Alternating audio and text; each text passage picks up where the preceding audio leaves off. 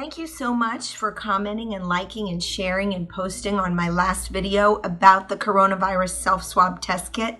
I've learned a lot in 3 days. One of the most important things I've learned is that you should never order a self-swab test kit at home online. These kits are outlawed now. You need a medical provider. You need to be screened. That's where Svelte Medical Weight Loss comes in.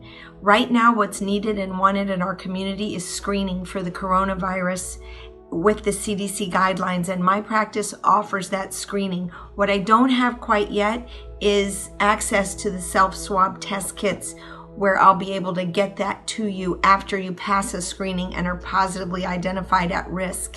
We want to bring this program to the community for as little or no cost if possible, because it's what's needed and wanted right now. So stay tuned.